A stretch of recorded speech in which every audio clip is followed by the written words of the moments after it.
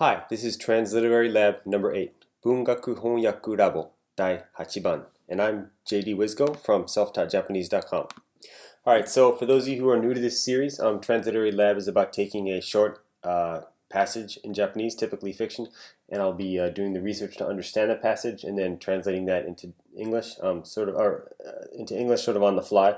As part of the process, and I will be doing minimal pre-research so I can show you as much as I can during the recording, how I understand and research and translate. I'm not going to end up with something that's necessarily shippable or publishable, but I want to get partway through to a good rough translation. So for today, I'm going to be using Remon from Kaji Motojiro, continuing from episode number 7. If you didn't see that, I would highly recommend seeing it first because I did the initial translation and sort of understanding of the first few lines of that piece in the previous issue, which is number 7. Sa, hajimaru zo.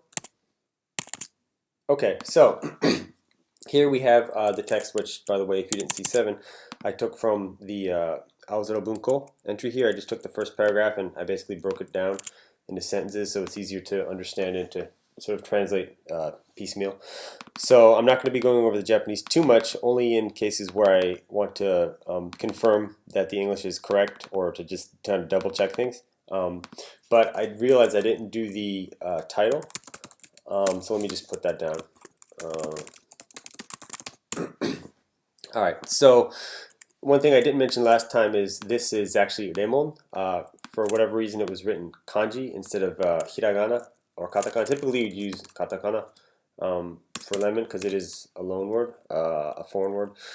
But I think probably because of the literary nuance, the kanji was used for this, but you don't see that too often. Anyway, so this is the title. So let's go ahead sentence by sentence, and I have a few concerns that I had remained from last time that I didn't get a chance to resolve. And so basically we have two goals. One is making sure the translation is correct enough and our understanding is correct enough of the original text, and the second will be to start cleaning up the English and make it a little more polished and make it flow better. And then if we have time at the end, we'll put it all together into a single paragraph and see how it reads. Alright, so let's start here. A mysterious, ominous mass constantly grips my mind. So a few things. I mean, the word mass here, keep in mind we talked about this word katamari, which means mass, lump. Keep in mind it's basically a mental, sort of a metaphorical thing. It's not a physical mass or a lump. So we want to keep that in mind in terms of what would be good wording to use. Mass, lump also doesn't sound good. Let me double check the options. Katamari. And see what would be good here. Lump, mass, cloud. Yeah, nothing's really cluster. I don't like these too much, these other options, so I'm going to stay with mass for now. Now, constantly, this also sounds a little awkward here. A mysterious, ominous mass. Now, one thing I could do here is kind of change the order. I'm just thinking out loud here, but if I say, my mind is constantly gripped by a mysterious, ominous mass. So this kind of changes it to make it passive, and I know a lot of authors and editors don't like this that much, but to be honest, I actually like this better. It has just a stronger feel to it. So I'm actually going to use this phrasing for now, even though the original phrasing is more direct. But I just like it better because it starts with the mind and ends with the mass, and overall I just like the feeling. So we get to the second sentence here, which is one of the more difficult ones, especially in terms of the interpretation. So let's start. Shall I call it impatience or hatred? Just as drinking too much causes a hangover, if one drinks every day, then a period comes that is equivalent to a hangover. So yeah, clearly this part is a little unnatural, and then the end part. So the beginning, shall I call it impatience? I mean, I wouldn't say it's necessarily unnatural, but it's kind of flowery. I'm just going to replace this with call it impatience or hatred, just as drinking too much. Now this is probably okay. The too much isn't actually in the original text, but literally it could be something like just as one, or we could just say just as there is a hangover after drinking. Right? That's literally what it says, right? Sake o nonda ato ni futsukayoi ga aru yoni. Right? That's what it literally says, but I kind of like this a little bit better. Just as drinking too much causes a hangover, right? Or I could say just as there is a hangover, and that's kind of what I ended up here. let's actually swap this out and then add the too much part, just as is there is a hangover after too much drinking. All right, I like the word in the flow here better. If one drinks every day, how about when one? Let's try one, because I don't know. Now remember, having a toll, it can be sort of an if or when. There's different nuances.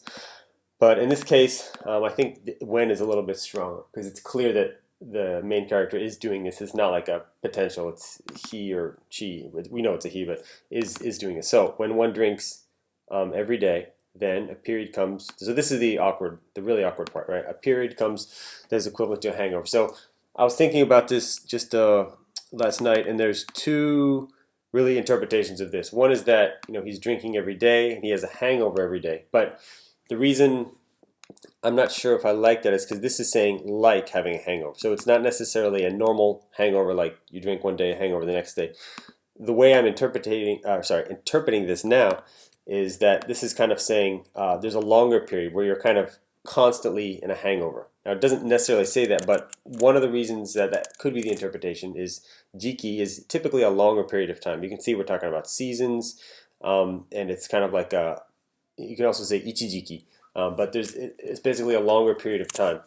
So what I want to do here is kind of use that interpretation and make this a little cleaner. And now the equivalent, I'm not sure if I want to leave that here. Now it's pretty close, but let me see if I can kind of refine this, and I'll leave the original in case you want to compare. Okay, when one drinks every day, let's see, there is a time when, let's see, there's a time, just say a time comes. A time comes when, a time comes where it seems like a constant hangover. I don't know if that works. Now the actual text says "futsukayoi ni sou to shita jiki," so it's kind of like this period is like a hangover, right? So we have when one drinks every day, a time comes. Let's see. Let's just say time comes when time comes. Yeah, I'm not really thinking of a better easy wording for this. Time comes which is equivalent to a hangover. When one drinks every day, a time. This is pretty close to what I had before. When one drinks every day, a time comes which is equivalent to a hangover. So I don't think this captures my interpretation that this is a sort of a constant thing that's like a big long hangover. So we could try to fit that interpretation in a little bit better. Comes when one drinks every day, a time comes.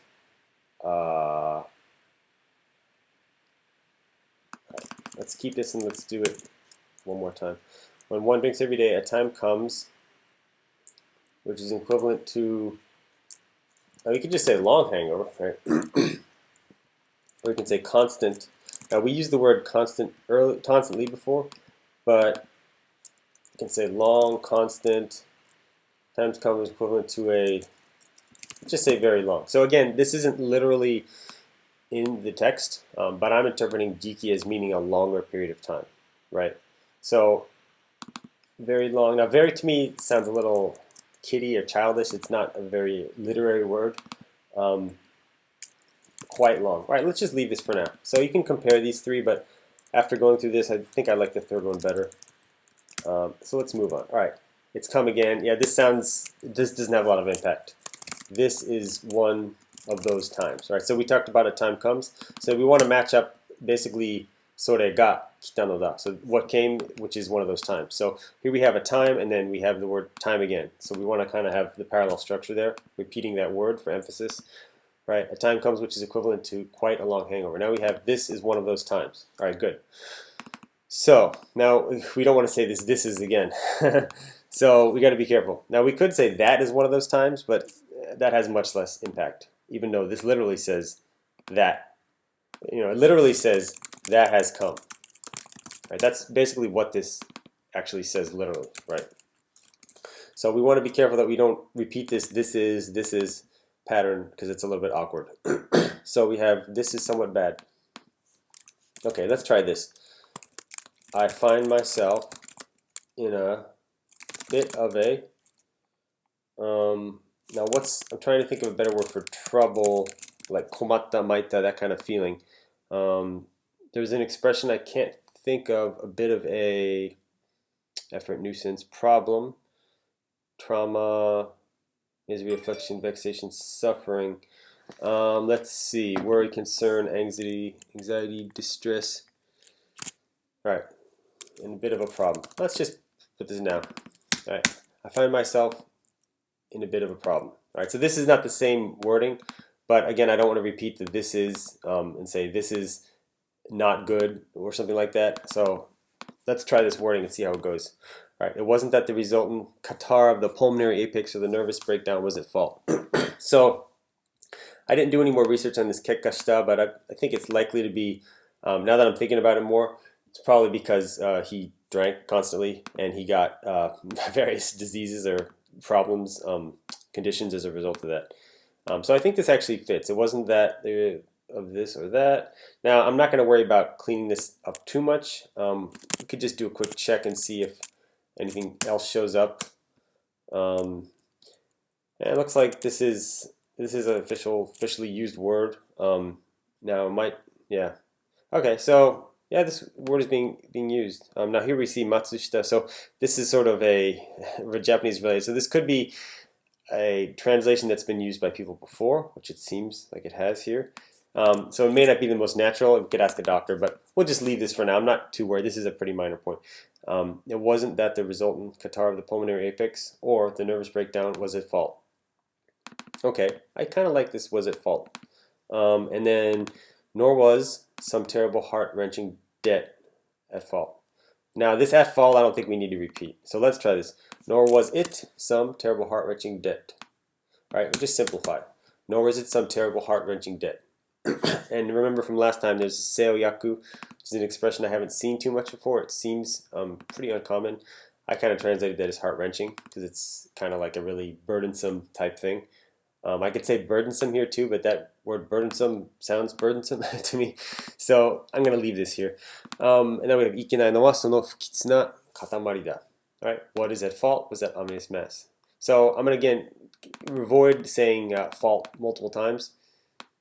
Instead, I want to say no, it was, because that's really the meaning, right? Now, it doesn't say no here anywhere directly, but that's kind of implied by the previous sentences, right?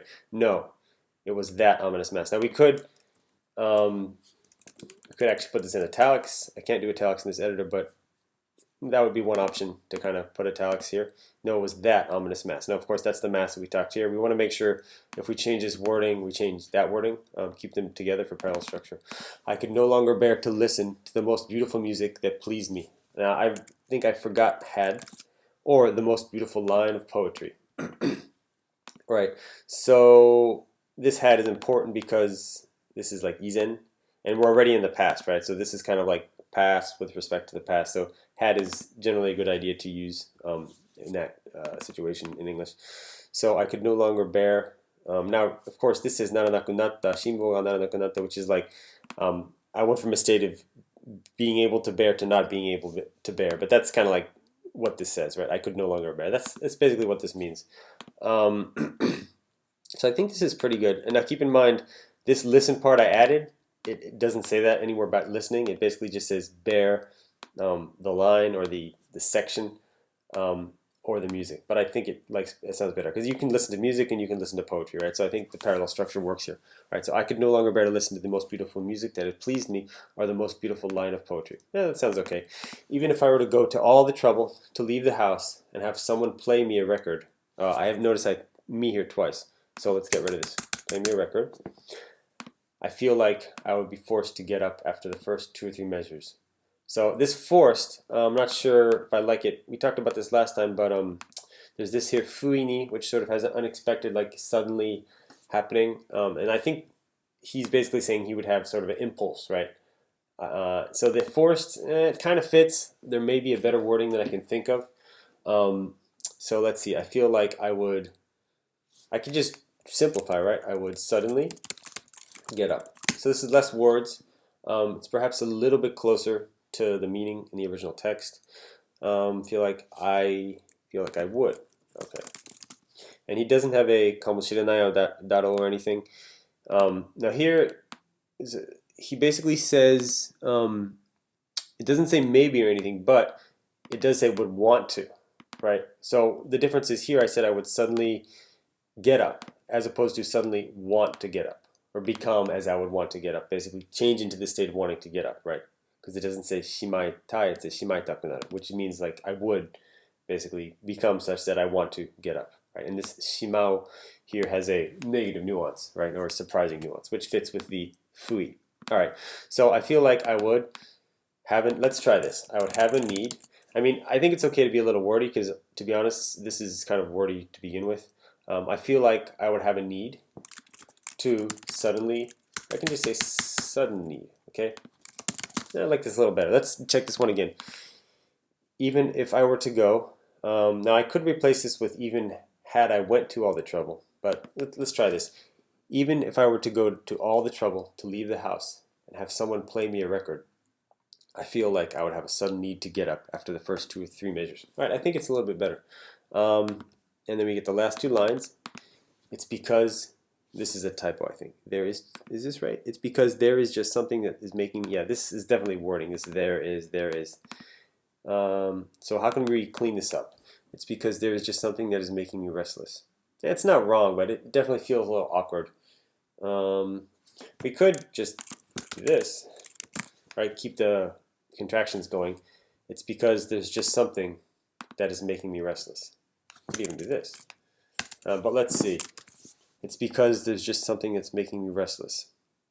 Okay. Now remember, the because is not literally there, but this noda is sort of an explaining, has an explaining connotation to it, or a factual connotation. So I think it's reasonable. But what else we could do?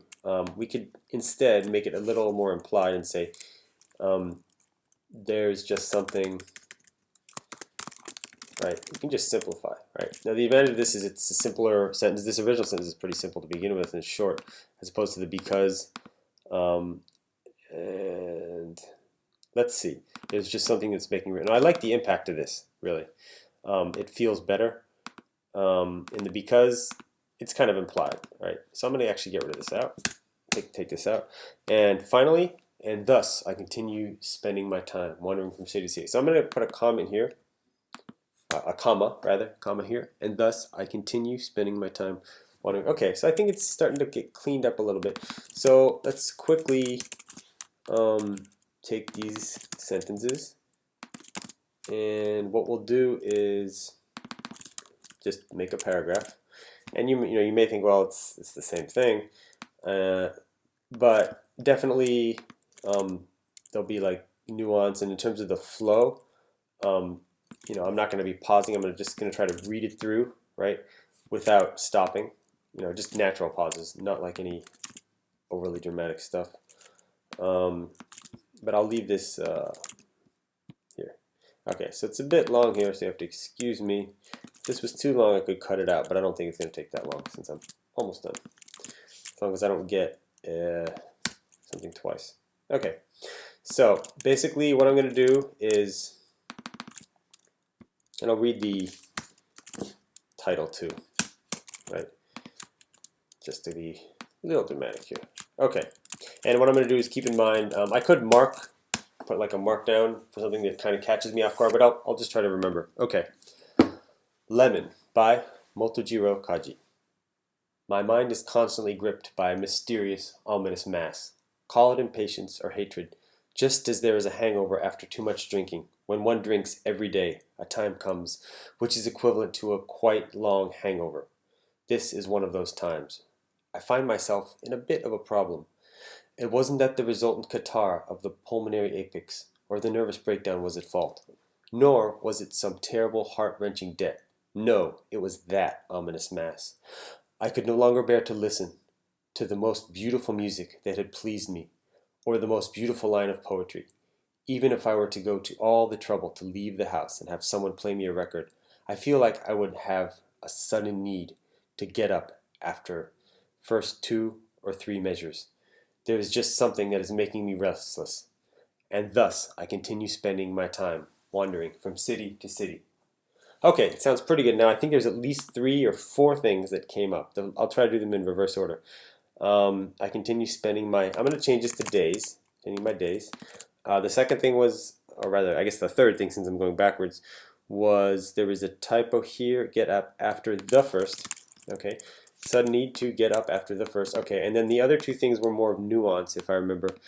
One of them was, let's see, there's a hangover, drinks every day comes, which is equivalent to, oh yeah, this, I got stuck on this here. To, yeah, I'm just going to get rid of quite, it's kind of unnecessary. Okay. When one drinks every day, a time comes which is equivalent to a long hangover. Okay, that sounds a little better. And the third one, or the second one, where was it? I found myself a bit of a problem. Wasn't a result. Was it fault, nor was it some terrible? No, it was that ominous mess. I can no longer bear to listen to the most beautiful line of poetry. Even if I were to go to all the trouble to leave the house and have someone play me a record, I feel like I would just have suddenly to get up after the first. Yeah, I'm not sure if I could find. I thought there was one other minor point, basically of clarifying it, but I think it's pretty good. Again, I'm not saying I would, ship this in terms of publishing this. And there is at least one other English translations out for this. I'm pretty sure. I haven't read them, and I assume they're good.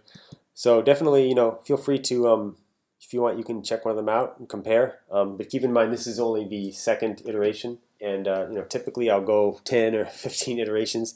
I won't be doing meaning verification for all those, but in certain cases, like there's this paragraph of here, or this sentence. I might ask a native Japanese speaker to just get a double check, make sure my interpretation is right. In some cases, I might have somebody who's not necessarily a native speaker, just a native English speaker, read through it just to see, if they find anything that sounds odd, because it's always good to get, somebody else to take a look or listen to your stuff. So I think that's about it for now. But I think based on the time we spent, which is pretty much an hour total, this is a reasonable, second or third iteration of translation. All right, and just to finish out, I want to do a brief ad for my book, which is a bilingual book of fairy tales. It's in both Japanese and English, and it's by Mimei Ogawa, who is considered by some as father of modern Japanese fairy tales. So I think there's about 5 or 6 in this book, and there's another edition as well. And it's kind of published in 2 different ways, or listed in 2 different ways. One is a all English section of stories, and one is parallel Japanese English section. So for those of you who are studying Japanese and want to read the Japanese and then compare in English, it could be a good educational experience. Or if you just want to read just want to read in English, you could do that as well. And the good thing about this compared to some of my other books is the text is pretty easy. It is about 100-year-old Japanese, but there's a lot of easy grammar, pretty short sentences, short paragraphs, and it's relatively easy. So, okay, that's it. Thank you for watching.